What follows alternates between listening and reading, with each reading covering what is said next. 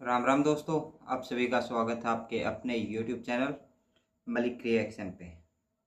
तो दोस्तों, बात करते हैं आज नागरिकता संशोधन कानून की।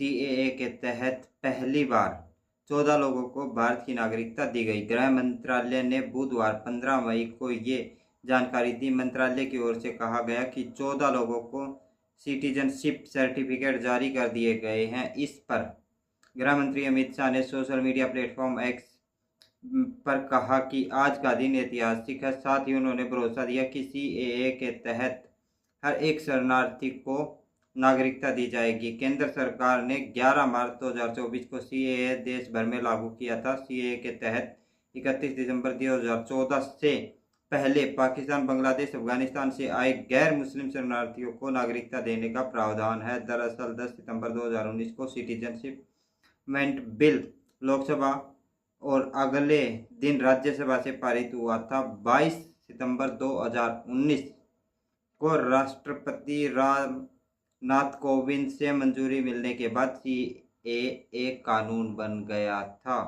तो ये था मामला। तो अब चलते हैं अगली खबर की तरफ। संदेश खाली के बाद अब फिर बंगाल गवर्नर पर सेक्सुअल हैरेसमेंट का दूसरा केस हुआ है। पश्चिम बंगाल के अंदर पहले आपने सुना होगा संदेश खाली नाम का एक और सेक्सुअल हैरेसमेंट हुई थी। तो पश्चिम बंगाल के राज्यपाल CB आनंद बोस के खिलाफ सेक्सुअल हैरेसमेंट का एक और केस सामने आया है। उन पर एक ओडिसी क्लासिकल डांसर ने दिल्ली के एक 5 स्टार होटल में यौन उत्पीड़न का आरोप लगाया। शिकायत अक्टूबर 2023 में दर्ज कराई गई। न्यूज एजेंसी PTI के मुताबिक बंगाल पुलिस ने पिछले हफ्ते राज्य सरकार को जांच रिपोर्ट सौंपी। 14 मई को मामला सामने आया। ओडिशा डांसर ने अपनी शिकायत में बताया कि वह विदेश यात्रा से जुड़ी दिक्कतों को लेकर राज्यपाल से मदद मांगने गई थी। तो बंगाल पुलिस के 4 दावे आपको बताते चले। बंगाल के राज्यपाल CC आनंद बोस ने महिला को मदद का भरोसा दिया और विदेश मंत्रालय से भी संपर्क करने को कहा। इसके साथ साथ जनवरी 2023 में राज्यपाल की तरफ से ओडिसी डांसर को दिल्ली आने जाने के लिए फ्लाइट के टिकट दिए गए। राज्यपाल के एक रिश्तेदार ने 5 और 6 जनवरी के लिए दिल्ली के एक 5 स्टार होटल में डांसर के लिए कमरा बुक कराया। बोस तब दिल्ली के बंग भवन में रह रहे थे। आरोप है कि राज्यपाल ने होटल जाकर महिला के साथ बदसलूकी की। तो ये थे ये बंगाल पुलिस के दावे। अब चलते हैं अगली खबर की तरफ।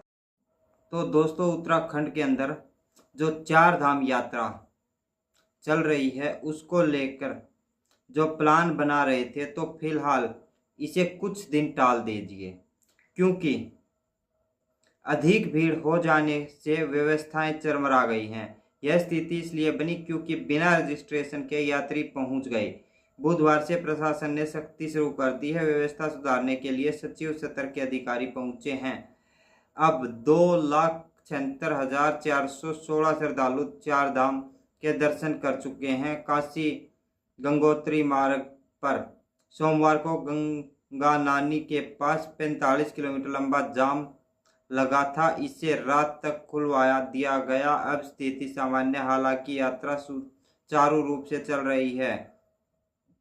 तो गढ़वाल मंडल के कमिश्नर विनय शंकर पांडे ने बुधवार को बताया कि 4 धाम यात्रा के दौरान अब तक 11 लोगों की मौत हो चुकी है। इसमें से 4 को डायबिटीज के साथ ब्लड प्रेशर की भी शिकायत थी। पांडे ने कहा कि कोशिश है सुगम और सुरक्षित यात्रा के साथ साथ हर श्रद्धालु को दर्शन का लाभ मिले।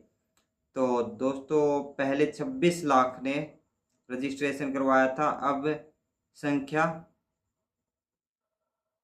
बढ़ती जा रही है तो श्रद्धालुओं की।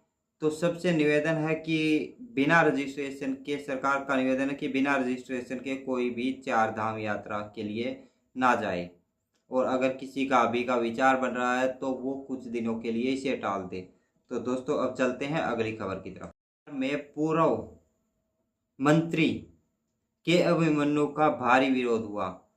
हरियाणा के हिसार में भाजपा प्रत्याशी रणजीत चौटाला के लिए चुनाव प्रचार करने गए भाजपा के नेता एवं पूर्व मंत्री कैबिनेट अभिमन्यु को किसानों के विरोध का सामना करना पड़ा। गांव मसूदपुर में किसानों ने अभिमन्यु के काफिलों को रोक लिया। इसको काले झंडे दिखाकर नारेबाजी करते हुए विरोध जताया। बाद में गांव के ही कुछ लोगों ने किसानों से बात की और इसके बाद कैप्टन अभिमन्यु को गांव में आयोजित कार्यक्रम में जाने दिया गया। इससे पहले खूब हंगामा हुआ। जानकारी के अनुसार बुधवार को पूर्व वित्त मंत्री कैप्टन अभिमन्यु द्वारा नारनौंद विधानसभा क्षेत्र के गांव मसूदपुर, डाटा, गुराना, खानपुर गांव में भाजपा प्रत्याशी रणजीत सिंह चौटाला के पक्ष में चुनाव प्रचार का कार्यक्रम रखा था। वे गांव मसूदपुर में वोट की अपील करने के लिए पहुंचे थे। इसकी सूचना आसपास के किसानों को लग गई तो डाटा व मसूदपुर के किसान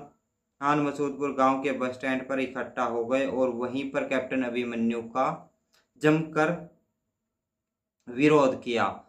जब गांव के लोगों ने किसानों को समझाया तो उसके बाद किसान शांत हो गए और अभिमन्यु को आगे जाने का रास्ता दे दिया गया। तो अब चलते हैं अगली खबर की तरफ। को प्रधानमंत्री नरेंद्र मोदी ने महाराष्ट्र के ढिंढोरी में जनसभा की। उन्होंने जनसभा के दौरान कहा, आज मोदी गरीबों को पक्के मकान दे रहा है, बिजली कनेक्शन दे रहा है, हर घर जल दे रहा है, उज्ज्वला के तहत गैस कनेक्शन दे रहे हैं। हमने कभी किसी का धर्म नहीं देखा, सबके लिए योजनाएं बनाई, सबको योजनाओं का लाभ दिया गया। इसके साथ साथ प्रधानमंत्री नरेंद्र मोदी जी ने कांग्रेस को कटाक्ष करते हुए कहा, कांग्रेस की सोच है कि देश की सरकारें जितना बजट बनाती हैं उसका 15% सिर्फ अल्पसंख्यक पर खर्च हो, यानी धर्म के आधार पर बजट का बंटवारा। धर्म के आधार पर इन्होंने देश को बांटा और आज भी वो धर्म के आधार पर भांति भांति के बंटवारा करने में लगे हुए हैं।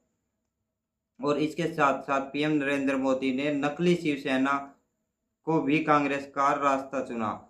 नरेंद्र मोदी ने कहा, बाला साहेब का मानना था कि जिस दिन शिवसेना कांग्रेस की राह पर चलेगी उस दिन उसकी शिवसेना का अंत हो जाएगा। आज यह जो विनाश हो रहा है यह बाला साहेब को सबसे ज़्यादा दुखी करता होगा। बाला साहेब ठाकरे का सपना था कि अयोध्या में राम मंदिर का निर्माण हो। यह सपना पूरा हुआ, लेकिन इससे सबसे ज़्यादा चिढ़ा नकली शिवसेना को हो रही है। कांग्रेस ने प्राण प्रतिष्ठा का निमंत्रण ठुकराया, नकली शिवसेना ने भी वही रास्ता चुना। तो दोस्तों, ये थे नरेंद्र मोदी का बयान जो महाराष्ट्र में दिया उन्होंने। अब चलते हैं अगली खबर की तरफ। राहुल गांधी ने ओडिशा में संविधान की पत्ती या कॉपी को लहराते हुए कहा, भाजपा संविधान को फाड़कर फेंक देगी।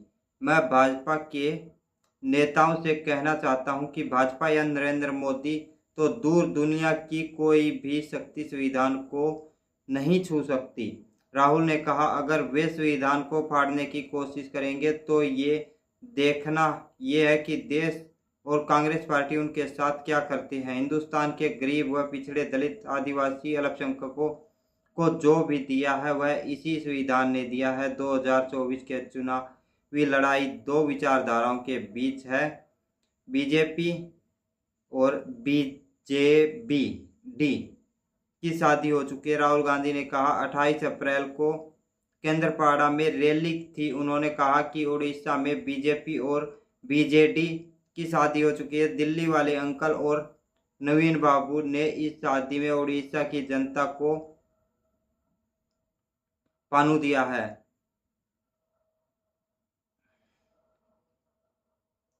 पानू का मतलब है पीए पांडियन, नवीन पटनायक के करीब आईएएस अफसर, ए अमित शाह, एन नरेंद्र मोदी, एन नवीन पटनायक, इन्होंने मिलकर आपका पैसा लूटा है। ये राहुल गांधी के बयान थे। साथ में बीजेपी के ऊपर और बीजेपी और बीजेडी के ऊपर तीखा हमला भी किया। अब चलते हैं अगली खबर की तरफ। तो दोस्तों, आज तक आप लोगों ने पाकिस्तानियों के मुंह से भारत के प्रधानमंत्री ये और भारत के लिए सिर्फ बुरी बातें ही सुनी होंगी। आज मैं आपको एक ऐसे शख्स के बारे में बताने जा रहा हूं जो भारत की तारीफ कर रहा है। पाकिस्तानी मूल के अमेरिकी बिजनेसमैन साजिद तरार ने प्रधानमंत्री नरेंद्र मोदी को एक ताकतवर नेता बताया। बिजनेसमैन ने कहा कि मोदी न केवल भारत के लिए बल्कि पूरी दुनिया के लिए अच्छे नेता हैं।